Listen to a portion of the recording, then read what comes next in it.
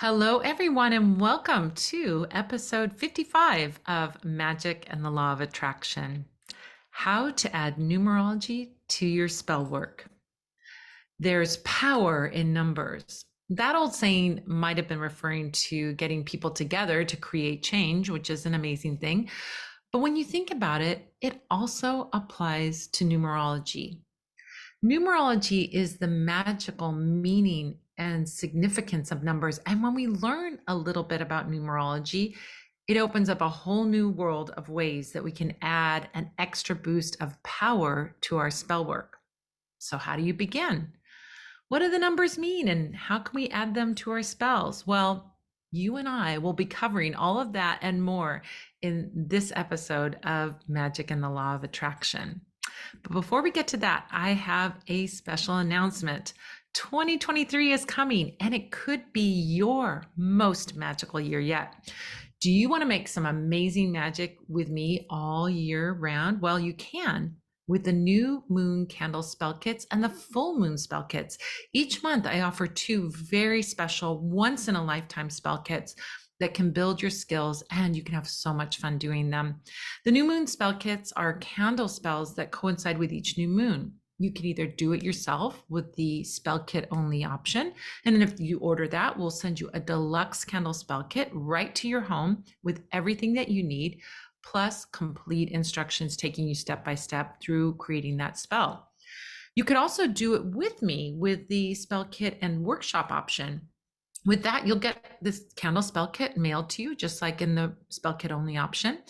Plus, you'll get a link to join me over Zoom, and you and I and a bunch of other amazing folks will get together 2 days before the new moon, and we'll put our candle spells together, and I'll share some of the amazing information, tips, tricks, and all the things that I don't have space to add to the printed instructions. The great thing about that too is we are face to face when we do this. So you'll be able to ask questions, show me things, get answers. If you're unsure about any aspect of your spell, you can get answers right away because I'll be there with you, helping you put it together. Another option is I can do it for you. You can order the new moon spell service and I will do a bespoke version of the spell on my hearth altar here at home.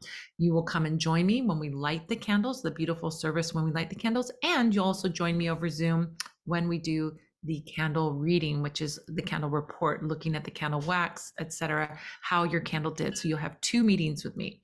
So that's if you get the new moon spell service. Now, in the coming months, we're going to have some amazing candle spells. I just released all the candle spells for the rest of the year coming up 2023.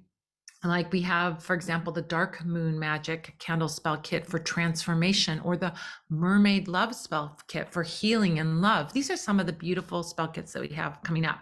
So you can check them all out, all the new moon candle spells coming out, by going to newmoonspells.com.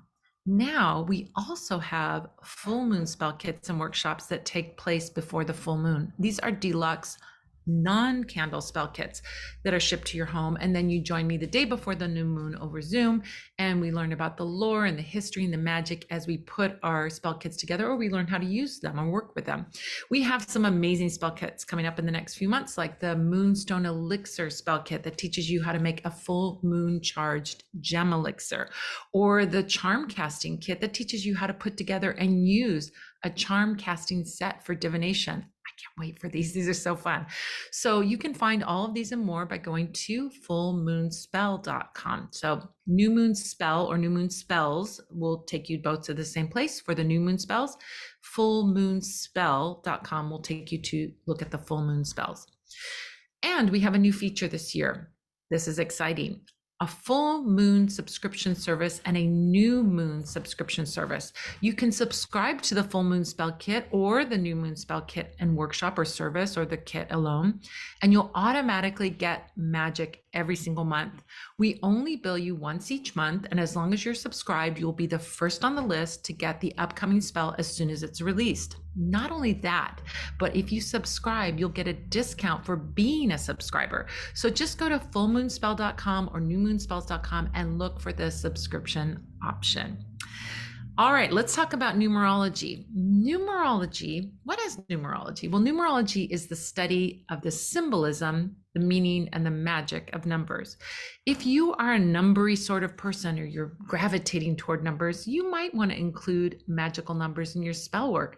But even if you're like me, person who's like, ugh, numbers, I don't want to do math, I still love using numerology in my spells because they give us another way to give our spells an extra boost of power. Magic and numerology have gone hand in hand throughout time. As long as there has been a concept of numbers, I believe that people have been using magic, doing magic with numbers involved in their magic. This is something that we find evidence of. Going back almost 3,000 years ago, we see an ancient Assyrian inscription from the 8th century BCE that was commissioned by the leader Sargon II. And it says that, this is what it says on the inscription: the king built the wall of Khorsabad 16,283 cubits long to correspond to the numerical value of his name. So he converted his name into numerology and then used that to make the wall a certain length. Amazing. So this is a way of establishing his power, of adding that magic to this wall by using numerology. Many spiritual systems use numerology. Kabbalah, Chinese medicine, astrology, tarot, they all incorporate numerology in some form. So you're going to find numerology. If you use numerology, you learn a little bit about it, you're going to see it crop up again and again and again in your spiritual practices as you explore in your magic and so on. To put it succinctly, why do we need numerology in our magic? Well, numbers are another spiritual ally. You've heard me speak many times about bringing spiritual allies into our spell work. For example, we bring herbs that support our spells, or candle colors that support our spells, or we say incantations that support our intentions. All of these things help support our will and our intention, and so that we see the manifestation of what we want, right? So numbers can also be another way of supporting that, and they're so easy to incorporate. Just as things like symbols, if we draw a heart on something because we were doing a love spell, we can incorporate those numbers in our spells to add that little extra oomph to our spell work. Now, there's another way that we can work with numerology, which is we can have numerology give us messages. So when numbers are presented to us out in the world, these are ways of getting messages from our spirit guides. For example, when we see a digital clock and it has a repeating number on it, or we keep seeing the same number over and over again, that's a message from our guides showing us something. And we can look at it that way and just use numerology to make sense of the world around us and the messages that we're getting from our guides. But we can also invoke these numbers when we want to bring in their vibration. So yes, you can receive these numbers as you see 333 on the clock, or you see 415 repeating everywhere you go. Then you can use that and interpret that. But you can also bring numbers into your spell work intentionally to be a support for your spell work. Now, when we're working with numerology, generally we're working on single digits as power numbers. And we're going to talk about how to reduce a bigger number to a single digit so that we can use that power number in a minute. But right now, I'm just going to talk about the different numbers and what they mean. So these individual single digit numbers have special significance. And if we look through them 1 through 9, we can really have the range of any kind of magic that you want to do. You just sort of slot in your magic based on the number that most aligns with your intention. So if we use the number 1 in our spell work, 1 is the number of beginnings. It's about newness, fresh starts, beginning over again, new avenues, independence, right? Because number 1 is I'm all by myself, I'm independent, I'm strong, and I'm good. Number 1 can also be about originality or will and self-reliance and success and leadership. It can be about your identity. It can be about starting a new venture. I mean, there's all kinds of things that go along with the number 1 and why we might want to bring that number into our magic. Number 2 is about duality. It's about having two things, right? So when we talk about two, we can talk about partnership. We can also talk about separations with two. We can use number two for cooperation or harmony. We can use it for love magic. I often see twos being used in love magic. We have two candles as we work on a come to me spell, for example. It can be about romantic love, marriage, home, any of those things, nurturing, parenting. Those are things that we see with these relationships that go one to one. So think about two as being about relationships one to another, whether it's romantic, friendship, marriage, parent and child, or whatever. The number three is the Trinity and all the Trinities that are out there. There's not just the Trinity in Christianity. There's all kinds of Trinities, Maiden, Mother, and Crone, for example, or the triple moon. There's all kinds of things that we use Trinities for. It's the union of divine and human. So if we want to really connect to like divine energy, we can use the number three. Three is the number of creativity and expression, optimism, enthusiasm. It's about fertility, like two parents bring in a child, that's three. It can be about communication, writing, movement, or talent, all kinds of things, family, things like that. Number four is about material concerns. Think about the four corners on a square, four walls of a house. It's like really like solid, strong, protective. So we use number four for material concerns, money spells, practicality spells. We want orderliness. Maybe we want to have success in a career. We can use the number four. Responsibility, patience, endurance, something that lasts a long time. That's why I say that pyramid candle with the four sides brings in that energy of four because of the four sides, and three because of the triangle. So we've got creativity and stability. It's got these numbers that we can mix together. You'd use number four for health. You want your body to be healthy. That's a material thing.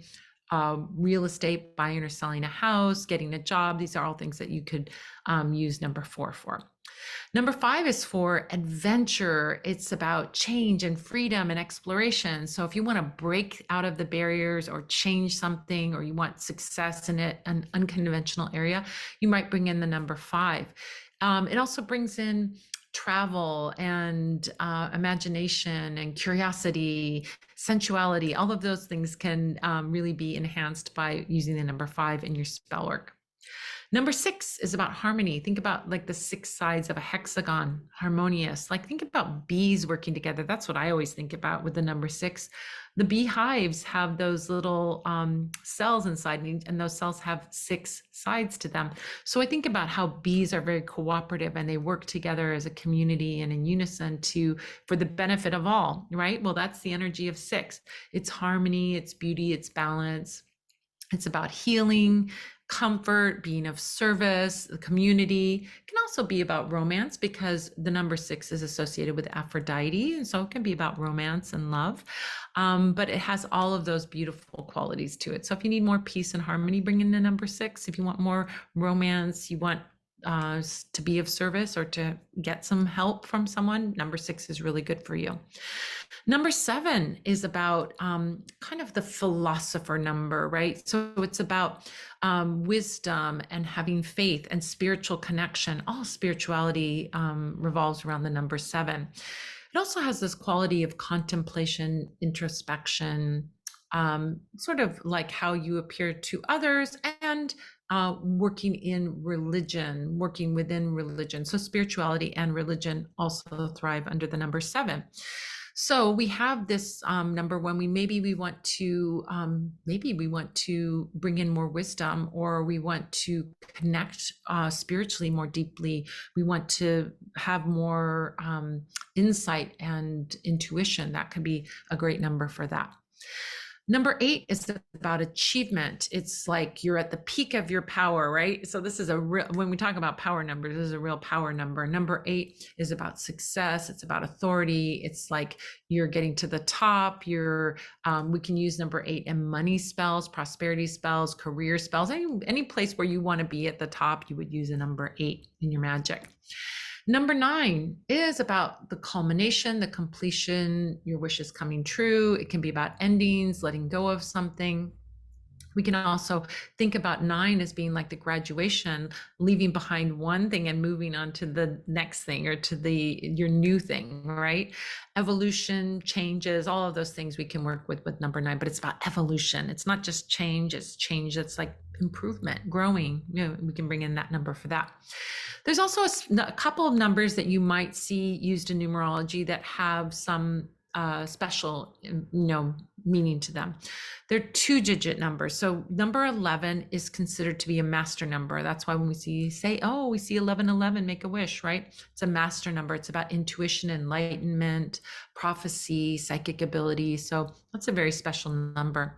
And our number 13, number 13 is luck despite all the odds. It's not an unlucky number. This is like bad propaganda. Luck comes from number 13, especially when you're really betting on something that doesn't have much of a chance. Well, you got to get those odds in your favor. And so using the number 13 can really help for that.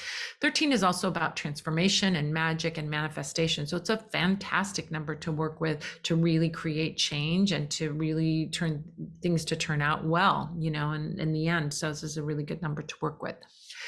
So how do we bring all this numerical deliciousness into our spell work? Well, there's lots of ways. First of all, think about your number and what is most aligned with your spell work. So like if you're doing a love spell, you could do a number 2, right? For a love spell, right? 2 of something.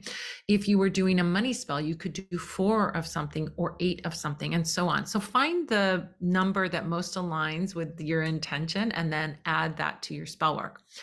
Now so what can you do? Well, you can do multiple spells. So you might, let's say you wanted to do a spell for fertility. You might do 3 different spells. You could do 3 different candle spells, or you could do a candle, a mojo bag, and a bath. You could do 3 different things around that. And that's bringing the power of the number 3 to your spell work. So doing multiple spells and doing the number of spells that are most aligned with your intention can be a great way to work. You could also do the same spell over and over again. So let's say you wanted to be a huge success. You could do an 8-day bath because the number 8 has to do with success and achievement. And so you would do a bath over 8 days, a bath each day over 8 days to produce this and bring that numerology into your magic. So multiple spells is one way to do it. Another way to do it is to bring numerology into your magic is to do a spell over a certain number of days. That's sort of like that, as we were talking about before. You could do 8 baths over 8 days. So you could do a spell over a number of days, or you could do something like light a candle and let it burn a certain number of days. That could be another way of working, or holding on to a lucky talisman for a certain number of days and then letting it go or stop working with it after that number of days has passed by. So there's lots of ways we can think about bringing in the number of days that we're working. We could also condense that and work with something for a certain period of time. So you could, for example, you could burn a candle for a certain number of minutes a day, or you could sit in a bath for a certain number of minutes, right? Or you could chant an incantation for a certain number of minutes. So it's all ways that you can bring numbers in the timing, whether it's days, minutes, hours, weeks. I mean, you can do it however you want, but you can also set that intention and use that to support your spell work. Another way is you can start your spell at a certain time that corresponds to your, the magic that you're trying to do. So let's say you wanted to connect with divine energy, or you wanted some real divine, I wanted a miracle. I want a miracle. So I might start my spell at 7 o'clock to bring in the number 7 into my spell work. Or you could start your spell on a repeating number. I'm going to do a love spell and I'm going to start it at 2:22 to bring in that magic of the number 2. So that's another way you can incorporate those numbers into your spell work and into the timing. You can also add a certain number of herbs or other items to your spell work. So if you are doing a candle spell, you can add 3 herbs to your fertility spell, or you could add 9 herbs to your banishing spell to release and let go, right? So this is a way of bringing in those numbers in that way. Now, it doesn't have to be with candle spells only. We can think of like a mojo bag, for example, or a charm bag, and we can add a certain number of items into that bag to bring in that numerology. So start to think about how many things you're bringing in, and you can use this to enhance your spell work as well. Another way we can use numerology is thinking about lucky numbers. I think of lucky numbers as being like our personal numerology. So you might have a number that you like or that you like working with, and that sort of has your signature on it. So if you, let's say you like the number 3, it may not be what traditionally you're doing a spell about the number 3 issues, but maybe this is like about your empowerment and this is your lucky number. So you could bring in 3 candles or bring in 3 items or start it at 333 if that's your special number. So think about that as sort of like a personal empowerment number, and that's your lucky number, right? We also can bring in numerology working with tarot. This is it brings a beautiful, deeper understanding about the meaning of the cards. So for all you tarot readers out there, start thinking about the numbers of the cards. If you haven't already, many people have, already thought about it. But if you haven't thought about it, some another way you can bring it in. So for example, think about our number 6. Our number 6 is about beauty, harmony, balance, nurturing, being of service and all of those things. Well, let's take a look at the 6 cards and the pips. The 6 cards are all about those things. When we look at the 6 of Cups, for example, it's a little boy giving a little girl a cup with a flower in it, being of service, beauty, harmony. I think that says it all right there. 6 of Swords, there's a ferryman pushing a parent and a child across the river, giving them a ride across a river. That's being of service, right? And it's getting them to where they need to go. 6 of Wands is about a guy victorious riding on a horse, and he's got a community of people around him. That's a community card. And 6 of Pentacles shows a rich man giving gold to the people who are begging, right? And so these are all examples of how that numerology shows up in tarot, and it gives another layer of meaning to those cards. So a great way to work with that.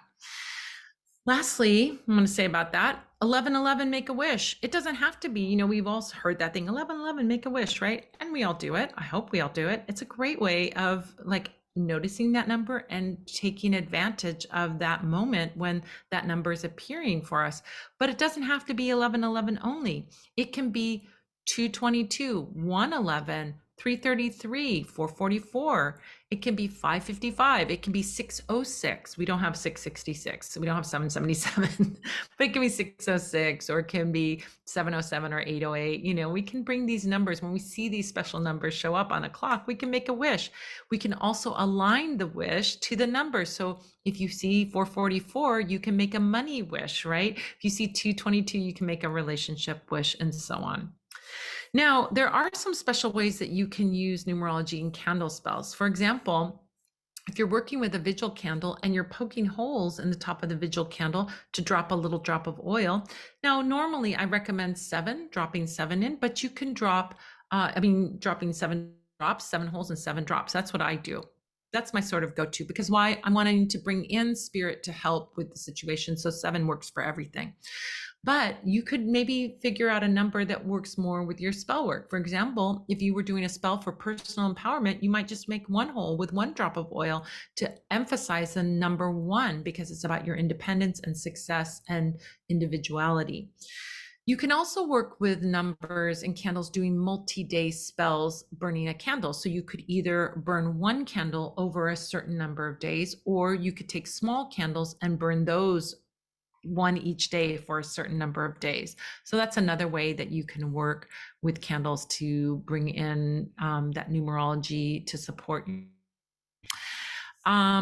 All right. And then of course, things like there's a 7-day candle, 7 knob candle, where there's 7 knobs on it, and that's you burn 1 segment each day. That's a perfect kind of number 7 spell that you can do to bring in spirit energy to help with your intention and burn that candle a little bit each day over 7 days. And it gives you the segments so you know when it's time to stop, right? All right, so in a minute, I'm going to tell you how to discover your own personal life path number through numerology. But before we leave the topic of candle spells, would you like to win a free candle spell kit by Madame Pamita? me. Each month we give away a different beeswax candle spell kit to one lucky winner. These candle spell kits include everything you need to cast a beautiful candle spell. They have a gorgeous beeswax figural candle. They have a fantastic spiritual oil. They have herbs. They have complete step-by-step instructions. And sometimes they have talismans and all kinds of things. They're really, really cool. And you can get one for free. No purchase is required, and anyone anywhere in the world can enter to win this gorgeous beeswax candle spell kit. But you must be over 18 and you must enter every month. So if you entered last month's, you're not in the running for this month. You got to go back and enter again. So whether this is your first time doing it or your third time doing it, because we've been doing this for 3 months, go to magicgiveaway.com, enter your email, and you will be entered to win the contest. So go check it out. You'll see the amazing kit that we're offering for this month, and you'll be in the running. So go ahead and do it now, magicgiveaway.com. So first, when we're talking about our personal numbers, what is our most personal number? It's our birth date, right? It's kind of what many times, like when you go to the doctor's office, for example, they use to identify you. What's your birthday, right? It's a very specific thing that is unique to us and only the other people that were born on the same day as we were. So but how do we turn this birth date into a personal number? So let's begin at the beginning. Whenever you get to a number that has 2 or more digits, we can look at them 2 ways. So we can look at each digit individually, or we can add the digits together to reduce them to a single master number. It's called the master number when we do that. So for example, if you have a number 21 that you're working with, you can use the energy of the 2 and the energy of the 1, right? So you've got a 2 and a 1 in 21, but you can also add the 2 and 1 together, and that equals 3. So 2 and 1, 21 is 2 and 1, but it's also the master number of that number is 3. So when we're getting into something like dates, such as birth dates or anniversaries, or maybe even dates that you might want to start your spell work, you might want to get the master number of that date. And the way to do that is to add the numbers of the day, month, and year together, and then reduce them to a single number. So let's do an example. We're going to look at, since I'm American, we're going to look at the birth date of our country, which is the 4th of July, 1776, right? 4th of July, 1776. So we take those numbers and we add them together. So day is 4, month is 7, and then we have 1, 7, 7, 6. Now, if you add 4, 7, 1, 7, 7, and 6 together, you get 32. 32, though, is a 2-digit number. So then we take the 3 and the 2 of 32 and we add them together and they become a 5. So the personal life path number of the US is 5. Now, if you want to discover your own life path number, all you have to do is add up the digits of your birthday, the day, the month, and the year, all those individual numbers. And then you'll end up with a number probably that will be a number that's more than 1 digit. And you take those 2 digits and you add those together and keep reducing them till you come down to 1 number, 1 master number. And then you will know what the mission of your life is. It's your personal path number. It's such a cool thing. So once you do that, if you're listening to this, pause, do it, and then come back. If you're listening to this recording. But once you do that, you get that soul essence number. So let's talk about these. So a number 1, if you are a number 1, if your stuff reduces down to number 1, you're a pioneering spirit, you have an independent nature, you have innate leadership capabilities, and you are all about forward motion, very Aries energy, right? Like go for it, get it. That's a number 1 person. They're like looking at life with exuberance and optimism, and like everything is like shiny, new, and sparkly. So that's a number 1 person. They just go for it. Now, if you reduce your numbers and you get down to a number 2 as your master number, you're about sensitivity, harmony, and balance. You would be a great mediator. You create harmony. Even if people are not getting along, you can create harmony. You're very compassionate, you're empathetic, and you are supremely kind. If number 3 is your master number, you're all about communication. It's like those are the great communicators. You're also highly creative, and expression and sharing innovative and pioneering ideas through your art and your writing and your speaking or your teaching all will be part of your life. Number 3, people inspire, they motivate, they uplift others, and they really enjoy making others smile. They love bringing joy to others. So that's a number 3 personality and what you're bringing to the world, your gifts that you're bringing to the world. Number 4 people are earthy energy. They're rooted, they're grounded, they're fortified, they're strong, they're stable. They're all about the physical world, and they are very invested in creating something strong and long lasting and building that lasting legacy. They're practical, they're hardworking, and they're responsible. And they like to create systems that are logical and create scalable growth, that can create a growth that is sustained over a long time. Very solid, grounded energy in number 4. Number 5 people are free thinkers. They're adventurous. They're progressive. They're all about freedom.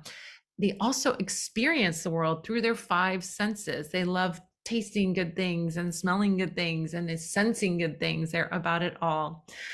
They learn their life lessons through creating spontaneous acts of bravery. They jump in when there's something that needs fixing right away without thinking about it. They're impulsive, but they're also playful and vivacious. So that's the number 5 life path. Number 6, if you've got a 6 number, you're nurturing and you're supportive and you're empathic. Number 6 people are true healers. They're problem solvers. They solve emotional and physical problems. They're straightforward, but they're very gentle in their approach. They're very responsible, and they care very deeply for their friends and their lovers and their family. And they have great communication skills with children and animals, and they have that beautiful, squishy tenderness and that wonderful caretaker spirit. Number 7 people are the detectives in the numerological pantheon. They are investigators, and they are analytical and detail oriented. I think of Sherlock Holmes when I think of number 7s. They desire to have inner wisdom. They are more interested in their inner world than even the outer reality. But they also have a very keen eye and are very observant and can be very astute in their observations. Plus, they have a lot of quick wit, and they are very inventive. Number 8 people are all about abundance. They get material wealth and financial success. They're ambitious, they're goal-oriented, they're leaders, and they assume these leadership positions because they have natural magnetism. They're big picture thinkers. I think of those visionaries that are thinking about something that's going to be manifested in 10 or 20 years. And anytime there's any achievement to be done, a number 8 will go to the highest heights. Number 9 people are old souls. They have been here many, many times and have experienced the ups and downs of life many, many times. So they're able to sort of ride out those waves.